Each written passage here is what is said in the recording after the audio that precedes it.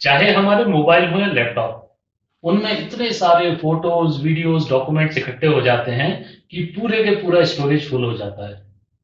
और जब कभी कोई पर्टिकुलर फोटो या डॉक्यूमेंट ढूंढना हो, वो उतना ही मुश्किल काम है जैसे भूसे के ढेर में से सुई को निकालना। तो आज के इस वीडियो में मैं आपको एक ऐसा अनोखा फाइलिंग सिस्टम बताने वाला हूं जिसमें बहुत सिस्टमेटिक तरीके से आपकी सारी फाइल्स स्टोर होंगी और किसी भी फाइल को ढूंढना चुटकियों में आपका काम हो जाएगा।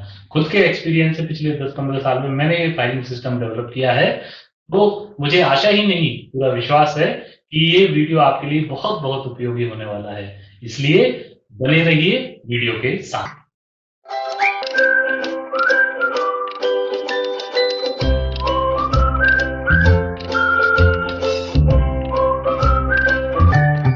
आइए थोड़ा सा विषय प्रवेश कर लें।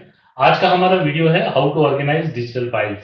आपकी डिजिटल फाइल्स और फोल्डर्स को किस तरीके से स्टोरेज किया जाए। तो सबसे पहले हम प्रॉब्लम्स देखते हैं। प्रॉब्लम ये है कि एक तो फाइल्स बहुत सारी हो गई, जहां 10 फोटो खींचनी होती है वहां 100 फोटो खींच जाती हैं और सारी की सारी ये फाइल्स एकदम मिक्सअप हैं। दूसरा ये कि बड़ी सारी फोटोज वगैरह वीडियोस तो डुप्लीकेट फाइल के रूप में सेव रहते हैं और वही जैसा मैंने कहा कि इनको मौके पे ढूंढना बड़ा ही मुश्किल काम हो जाता है। एक और प्रॉब्लम आती है कि जब डिवाइस चेंज करना हो, जब आप नया लैपटॉप या मोबाइल खरीदते हैं, तो एक मोबाइल से दूसरे मोबाइल में क्या यार इतनी सारी फोटोज वीडियोज हैं, कैसे मैं करूं। तो ये जो मैं आपको फाइल सिस्टम बताने जा रहा हूं, इसमें आपको चुटकियों में एक फोल्डर को ट्रांसफर करना है और आपका सारा का सारा काम हो जाएगा। तो एक जो अच्छा फाइल सिस्टम होता है उसकी क्या विशेषताएं होना चाहिए, मेरे हिसाब से दो। पहली तो ये कि जो आपकी रिक्वायर्ड फाइल है वो विद इन ए सेकेंड आपके ढूंढने में आ जाना चाहिए। और दूसरा ये कि ये जो आपका जो भी फाइल सिस्टम है वो ऐसा हो कि फ्यूचर के सारे रिक्वायरमेंट भी मीट कर पाए। ये नहीं कि साल भर बाद आपको फिर उसका स्ट्रक्चर बदलना पड़े। इतना फ्लेक्सिबल स्ट्रक्चर हो कि जब आप चाहें उसमें फ्यूचर के सारे रिक्वायरमेंट भी वो मीट करता रहे। तो मैंने जो अपना फाइलिंग स्ट्रक्चर बनाया है वो कुछ इस तरह का बनाया है जैसे ट्री, एक पेड़ से हम उसकी तुलना करें तो मेन जो स्टेम है, जो तना है, आप जैसे इसमें देख रहे हैं कवि रामेश्वर लिखा हुआ है, तो ये एक हमारा मेन फोल्डर हो गया। सारी हमारी चीजें इसी फोल्डर के अंदर रहेंगी। अब इस तने में बहुत सारी ब्रांच निकलेंगी, तो उन ब्रांचों को हम एक एक मेन फोल्डर बना देंगे। जैसे ये फोटोज एंड वीडियो का हमने एक मेन फोल्डर बना दिया, पर इसके अंदर भी कोई फोटो डायरेक्टली नहीं रहेगी, इसमें से भी कुछ छोटी छोटी ब्रांचेस निकलेंगी, सब फोल्डर्स निकलेंगे और उसके अंदर फिर आपके फोटोज और वीडियोस रहेंगे। वो मैं आपको आगे बताऊंगा। दूसरा, इसी तरीके से आप डॉक्यूमेंट्स का एक मेन फोल्डर बना सकते हैं, एक आप म्यूजिक का मेन फोल्डर बना सकते हैं, एक आप मूवीज का मेन फोल्डर बना सकते हैं, एक आप मिसलेनियस आइटम्स का बना सकते हैं और एक आप फ्रीक्वेंटली यूज का बना सकते हैं। तो आइए मैं अब आपको आगे इसको फर्दर डिटेल्स में एक्सप्लेन करता हूं कि कैसे हमको इस फाइलिंग स्टोरेज सिस्टम को यूज करना है। तो जैसे कि आप स्क्रीन पर देख सकते हैं, मैंने एक मेन फोल्डर बना रखा है कवि रामेश्वर। ये जैसा कि मैंने बताया था उस तने के बराबर है। अब इसमें मेरी सारी की सारी चीजें उपलब्ध हैं। जब भी मुझे अपना डिवाइस चेंज करना है तो बस मुझे इस फोल्डर को कॉपी करके या कट करके वहां पेस्ट करना है। अब इस फोल्डर के अंदर जो मैंने स्ट्रक्चर बनाया है वो बड़ी बारीकी से समझने की चीज है, क्योंकि वो बहुत सोच के बहुत थॉटफुली बनाया गया है। अब देखिए, पहला फोल्डर जैसे आप देख सकते हैं फोटोज एंड वीडियोस। आप सब जानते होंगे कि बाय डिफॉल्ट माइक्रोसॉफ्ट में वो पिक्चर्स को अलग दिखाते हैं और वीडियोस का अलग फोल्डर दिखाते हैं। मेरी ये बात कभी समझ में नहीं आई, क्योंकि यदि सपोज किसी के बर्थडे के फोटो आपको देखने हैं तो ये थोड़ी कि आप फोटो अलग से सर्च करोगे और वीडियो अलग से सर्च करोगे।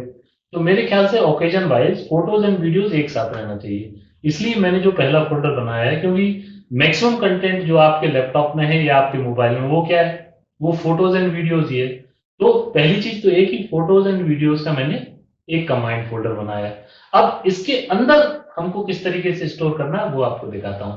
इसके अंदर आप जाएंगे तो जैसा कि आप देख सकते हैं मैंने ईयर वाइज स्टोर किया हुआ है, 2011, 12, 13, 14।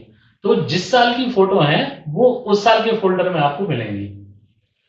है ना मजेदार बात। अब साल के अंदर जो जो एक पर्टिकुलर साल का फोल्डर है उसके अंदर किस तरीके से मैनेज करना वो भी देखिए, वो भी बड़ा इंटरेस्टिंग है। 2021 का जैसे हम देख लें तो अब आप देखेंगे ना कि फंक्शन के हिसाब से है। इस पर्टिकुलर फंक्शन, जैसे किसी का बर्थडे था, अब बर्थडे में बहुत सारी 50-100 फोटो खींची, तो आप वो सारी की सारी फोटो आपने इकट्ठी करके एक फोल्डर में डाल दी। ठीक है, बेटूज बर्थडे। है, या किसी बिटिया का बर्थडे था, प्रियाज बर्थडे, सारी फोटो इकट्ठी करके आपने उसमें डाल दी। कहीं आप घूमने फिरने गए, केरला ट्रिप, तो आपने वो करके उसमें डाल दी। तो इस तरीके से आपको ये जो है इसमें डालते रहना है। जैसे फॉर एग्जांपल आप देखें, केरला ट्रिप में मैं जैसे ही क्लिक करूंगा तो ये देखिए, ये केरला ट्रिप की सारी, ये फोटो मैंने सब डमी और डेमो के लिए ये आपको दिखा रहा हूँ, मेरा ओरिजिनल स्टोरेज नहीं है, जस्ट टू एक्सप्लेन मैंने ये थोड़ा सा आपको वैसा क्रिएट करके दिखा दिया है। तो इस तरीके से जैसे ये कोई भी केरला ट्रिप वाला फोल्डर खोलेंगे तो आपको सारी की सारी फोटोज उसमें मिल जाएंगी। अब बहुत सारी फोटोज ऐसी भी होंगी जो किसी पर्टिकुलर ओकेजन की नहीं है या किसी पर्टिकुलर ट्रिप की नहीं है, तो उन फोटोज और वीडियोस को आप क्या करोगे? तो उनके लिए मैंने एक फोल्डर लास्ट में बना दिया है अदर्स करके, ये आप देख सकते हैं। जेड अदर्स में इसलिए लिखता हूं क्योंकि ऐसे लिखने से ये फोल्डर हमेशा सबसे नीचे रहेगा, तो उसको ढूंढना नहीं पड़ेगा कि अदर्स का फोल्डर कहाँ गया। तो ये वाला फोल्डर जब भी आप खोलेंगे, अदर्स वाला फोल्डर, तो इसमें आप देखोगे कि मैंने 3-3 महीने के 4 फोल्डर बना दिए हैं। जनवरी से मार्च, अप्रैल टू जून, जुलाई टू सितंबर एंड अक्टूबर टू दिसंबर। तो इस तरीके से 3-3 महीने के फोल्डर बना दिए। तो सपोज जनवरी टू मार्च आपने जितनी फोटो खींची, वो फोटो कुछ तो ओकेजन वाले में चली गई, और जो बाकी बच गई वो सारी की सारी फोटो इसमें अदर्स वाले फोल्डर में जाएंगी। तो इस तरीके से क्या होगा कि ये आपके सारे फोटोज वीडियोज इतने सिस्टमेटिक तरीके से रहेंगी कि अभी कभी आपको कोई दिक्कत नहीं आएगी। अब जैसे फर्ज करो, जो मैं सर्च करने वाली बात बता रहा था, ये आपका फोटोज एंड वीडियोज वाला फोल्डर है। अब यदि आपको फोटोज एंड वीडियोज में सपोज कोई कहता है जी केरला ट्रिप आपको ढूंढनी है, तो आप जस्ट सर्च करोगे केरला, KE,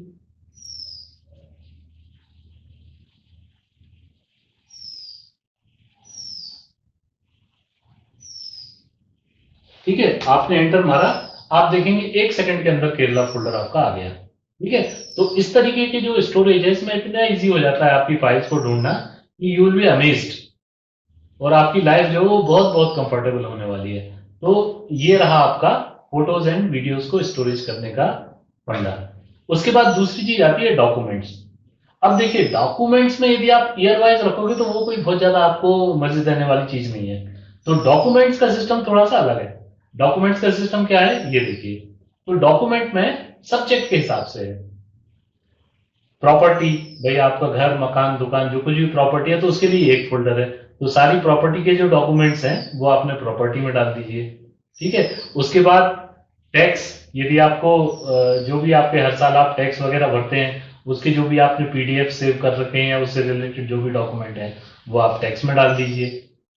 जो आपके नौकरी या आपके वर्क से रिलेटेड जो भी कागजात हैं वो आप वर्क में डाल दीजिए। ठीक है, अब जैसे मुझे बुक्स पढ़ने का शौक है तो मैंने एक बुक्स नाम से फोल्डर बना रखा है। और फिर यहाँ भी वही कहानी, बहुत सारे डॉक्यूमेंट्स ऐसे रहेंगे जो इस किसी भी डेफिनेशन में फिट नहीं बैठेंगे, तो उनका क्या करना है, तो उनको उठा के अदर्स में डाल देना है। ठीक है जी, तो इस तरीके से जो है आपको डॉक्यूमेंट्स को मैनेज करना है। आइए अब नेक्स्ट कैटेगरी में आते हैं। तो उसके बाद जो सबसे ज्यादा जगह घेरती हैं वो होती है म्यूजिक फाइल्स। तो म्यूजिक का एक सेपरेट फोल्डर बना रखा है, और म्यूजिक के लिए मैंने जो डिस्ट्रीब्यूशन किया है वो है new songs, old songs, bhajans and English songs. तो आप चाहे तो इसके हिसाब से कर लें, या आप जिस हिसाब से करना चाहें उस हिसाब से कर लें। तो म्यूजिक के लिए बेसिकली इस तरीके का मैंने एक फोल्डर बना के म्यूजिक का डिस्ट्रीब्यूशन कर रखा है। उसके बाद आता है मूवीज का। यदि आप मूवीज देखने के शौकीन है और डाउनलोड करके स्पेशली यदि आप मूवीज देखना चाहते हैं, या कुछ बहुत अच्छी अच्छी मूवीज हैं जो आपको बहुत पसंद है आप स्टोर करके रखना चाहते हैं, तो आप मूवीज के फोल्डर में रख लीजिए। कुछ चीजें ऐसी भी होती हैं जो थोड़े से कॉन्फिडेंशियल नेचर की होती हैं, जो आप अलग से सेव करके रखना चाहते हो किसी भी कारण से, तो उसके लिए एक कॉन्फिडेंशियल फोल्डर बना दिया है। इसमें आप अपने हिसाब से जैसे भी चाहें आप कॉन्फिडेंशियल चीजों को स्टोर करके रख सकते हैं। अब देखिए, हर आदमी के कुछ ना कुछ विशेष शौक होते हैं, हॉबीज होती हैं, तो उसके हिसाब से एक दो फोल्डर उसको उसके हिसाब से बना लेने चाहिए। जैसे मैं यूट्यूबिंग करता हूँ तो मैंने एक यूट्यूब के नाम से फोल्डर बना रखा है, गोल्फ खेलता हूँ तो एक गोल्फ के नाम से फोल्डर बना रखा है। तो इन दोनों में जो मेरी हॉबीज से रिलेटेड जो कुछ भी मैं रखना चाहता हूँ, फोटोज, वीडियोज, डॉक्यूमेंट्स, वो सारे मैं इन दो फोल्डर में अपने हिसाब से रखता हूँ। ये हर आदमी का अलग अलग रहेगा। आप अपने लिए अपने इंटरेस्ट के हिसाब से एक दो तीन जितने चाहें वो कस्टमाइज्ड फोल्डर बना के रख सकते हैं। एक फोल्डर है जो सेकंड लास्ट है, वो है मिसलेनियस। अब कुछ चीजें ऐसी होंगी जो इन सब में से किसी भी डेफिनेशन में फिट नहीं बैठेगी, तो उसको कहाँ रखें? उसको रखने के लिए एक आपने मिसलेनियस फोल्डर बना दिया कि जो चीज किसी भी कैटेगरी में फिट नहीं हो रही है वो सीधी की सीधी इसमें मिसलेनियस में आके फिट हो जाएगी। जैसे फॉर एग्जांपल इसमें एक मैंने फोल्डर बना रखा है इंटरेस्टिंग डाउनलोड्स। कई बार कुछ ऐसे फॉरवर्ड वगैरह आ जाते हैं जो बड़े मजेदार से रहते हैं या बड़े काम के रहते हैं, तो उनको हम स्टोर करके रखना चाहते हैं, तो इंटरेस्टिंग डाउनलोड्स में वो चीज आ जाएगी। तो इस तरीके से जस्ट मैंने आपको एक एग्जांपल के लिए बताया कि मिसलेनियस फोल्डर आपके उस काम आ जाएगा।